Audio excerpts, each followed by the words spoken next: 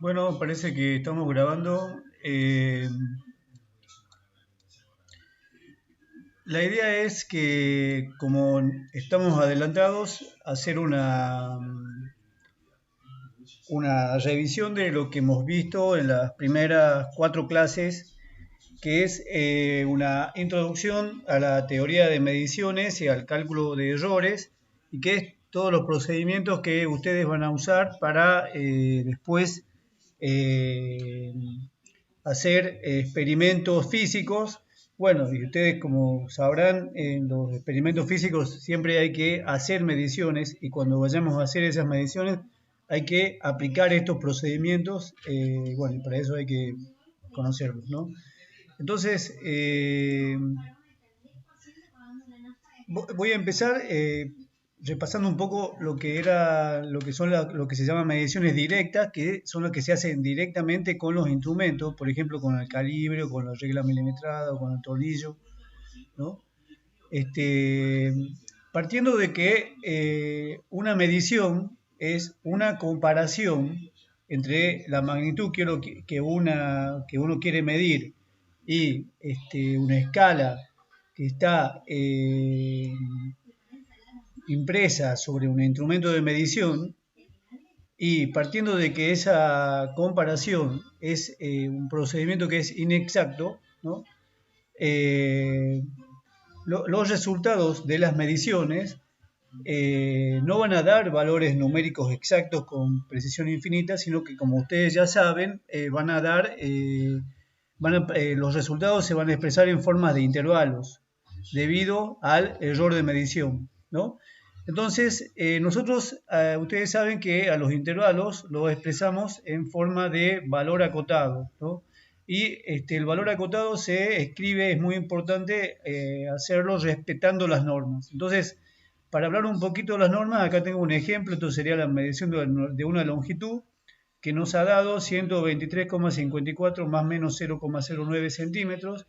De esta forma nosotros definimos el intervalo dentro del cual estamos seguros, con una certeza que se podría decir absoluta, que está efectivamente el valor de la longitud, ¿no? que queremos determinar. Este valor acotado consta de varias partes, ¿no? Primero tiene que estar puesto entre paréntesis, ¿no? Tiene que estar expresada la magnitud de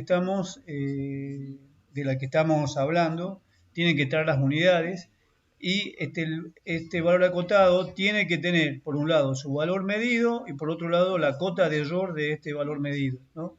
Entonces, ustedes ya saben, la cota de error, para cuando está expresada ya como valor final dentro del valor acotado, tiene que tener siempre una sola cifra significativa. O sea, acá, por ejemplo, tiene una sola cifra porque no se cuentan los ceros a la izquierda, ¿no?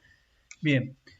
Por otra parte, la cota de error indica dónde hay que cortar el valor medido. Esto significa que si la cota de error llega hasta la segunda cifra después de la coma, entonces el valor medido tiene que llegar también hasta la segunda cifra después de la coma, porque hasta ese valor es que efectivamente tenemos información sobre la magnitud que hemos medido. Por ejemplo, si yo no hubiera puesto este 4, hubiera llegado hasta 5 nomás mi magnitud, acá estaría perdiendo información.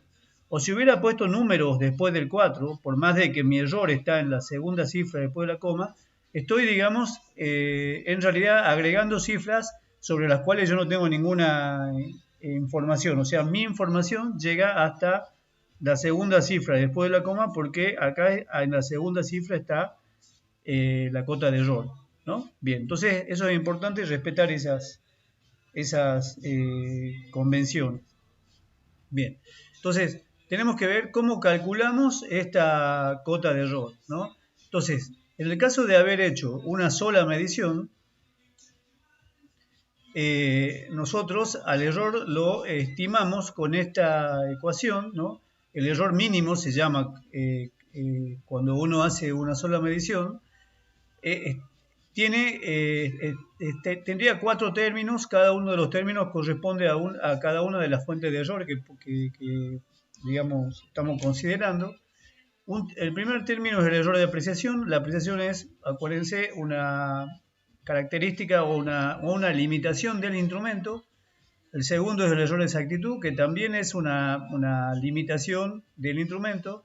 El tercero es el error de interacción, que es un error del que no hemos hablado, no lo vamos a, digamos, este año no lo vamos a tener en cuenta, por más que, bueno, está bueno que ustedes sepan que eso existe.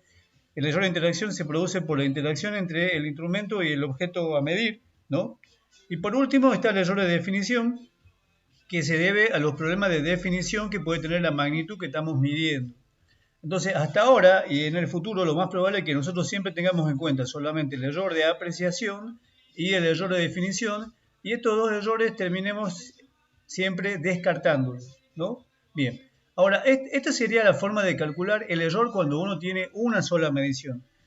El asunto es que uno cuando hace una sola medición de la magnitud puede cometer errores accidentales y no tiene ninguna información sobre eso. O sea, no tiene ninguna certeza acerca de qué valor puede tener el error accidental. La única forma de poder calcular el error accidental es haciendo varias mediciones, y el número mínimo como para que tenga valor estadístico nuestro cálculo es 5 mediciones. Si uno hace por lo menos 5 mediciones, se puede estimar con una cierta precisión el error cuadrático medio de una medición, que es la forma como calculamos el error accidental, ¿no? Bien, entonces, en el caso de que nosotros de una magnitud hayamos hecho n mediciones, entonces en este caso el error se calcula, hay que agregarle lo que sería el error accidental. O sea, a este término anterior del error mínimo habría que agregarle, ahora que hemos hecho varias mediciones, el error accidental, ¿no? Entonces, en el caso de que hagamos n mediciones de una magnitud y haya una variación aleatoria del valor que estamos midiendo debida justamente a los errores accidentales, el valor medido de esta magnitud, el mejor valor de la magnitud, lo vamos a calcular como el promedio de las mediciones, o sea, usando esta ecuación. Y para calcular el error accidental vamos a calcular esta ecuación que ustedes ya conocen, que es la ecuación del error cuadrático medio. O sea, esto es para nosotros el error accidental, ¿no? Bien, entonces, ¿cómo se calcula la cota de error en el caso de hacer varias mediciones, ¿no? Entonces, en el caso de hacer varias mediciones, al error mínimo, que es el error de una sola medición, le tengo que sumar el error cuadrático medio, que es lo que he calculado con la ecuación anterior, ¿no?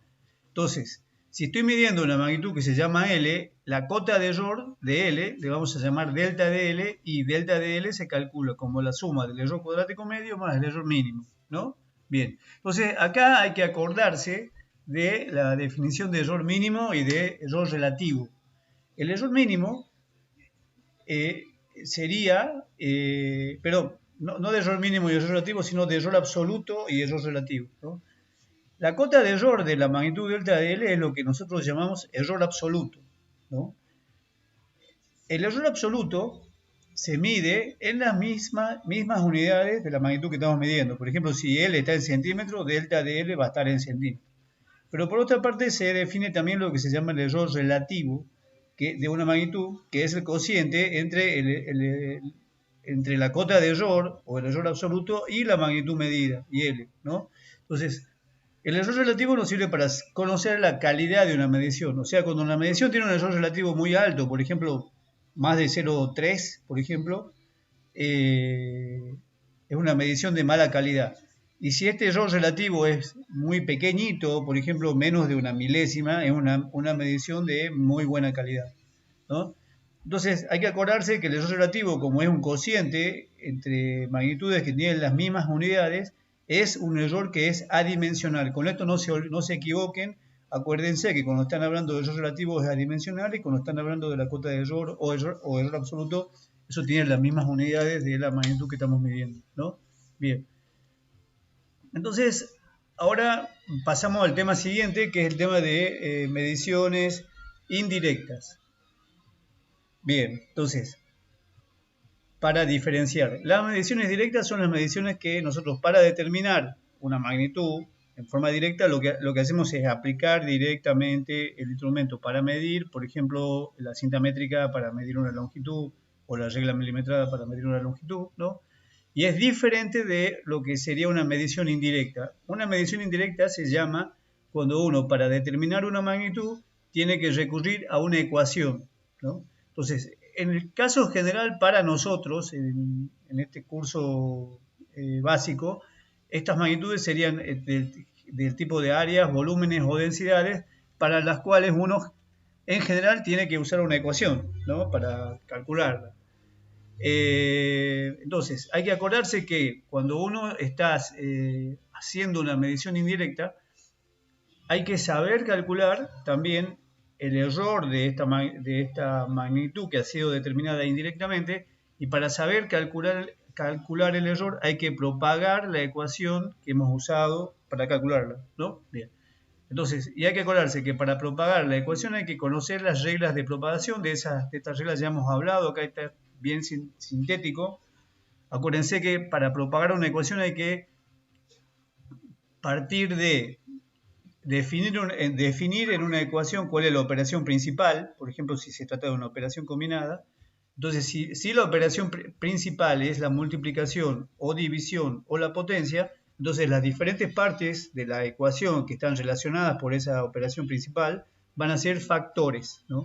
Entonces, en ese caso de tener factores, de tener una operación compuesta por factores, la regla que hay que aplicar es simplemente que el error relativo del resultado es igual a la suma de los errores relativos de cada factor. Ahora, en el otro caso, en el caso de que, por ejemplo, la operación principal de mi operación sea una suma o una resta, las partes de mi operación se van a llamar términos, y en este caso la norma es que el error absoluto del resultado va a ser la sumatoria de los errores absolutos de cada término. ¿Está bien? Entonces acá he puesto un ejemplito, ¿no? Tengo esta figura a la que primero le vamos a determinar la superficie y después le vamos a determinar el perímetro. Entonces conocemos los lados A y B. A mide esto, 16,1 más o menos 0,9 centímetros, y B mide esto, que es 26,3 más o menos 0,5 centímetros. Entonces, ¿cómo determinamos el área? Que sería el ejemplo 1. Bien, primero hay que usar la ecuación del área. Hay que suponer que esto es un rectángulo perfecto, ¿no? En este caso sí es perfecto, ¿no? Pero en general hay que hacer esa aproximación en caso de objetos reales, ¿no? Entonces, si es un rectángulo perfecto, puedo usar la fórmula de la superficie del rectángulo, que es A por B sale 423,43 centímetros cuadrados. Entonces ahora me falta calcular el error de esta magnitud. Para eso tengo que propagar el producto A por B.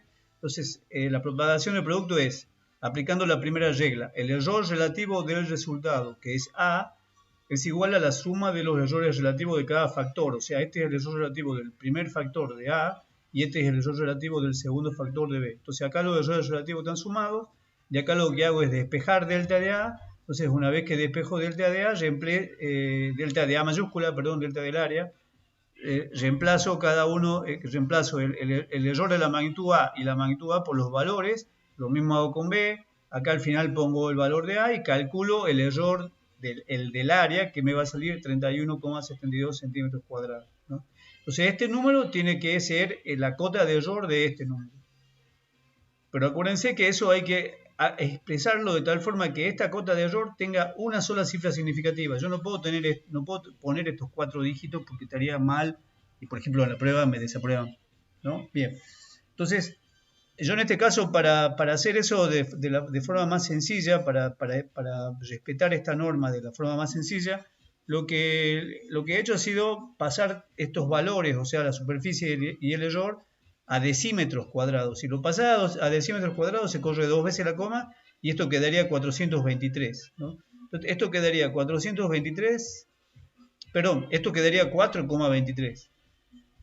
Entonces este resultado sería 4,23 más menos 0, si corro acá 2 veces la coma, más menos 0,31. Entonces al 1 no lo voy a poner, me queda 0,3 y al 4,23 lo tengo que cortar en el primer dígito después de la coma para respetar, digamos, hasta donde llega mi error.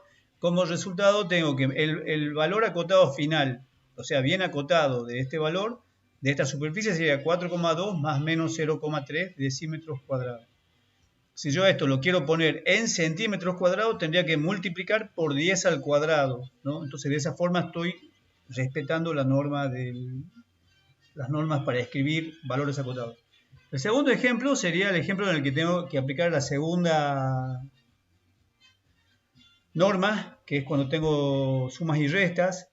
Sería en este caso el caso de determinar el perímetro. Yo al perímetro lo voy a calcular como la suma de los lados, o sea, A más B más B. Esto lo voy a poner así porque no quiero tener operaciones combinadas, porque quiero hacer una operación sencilla.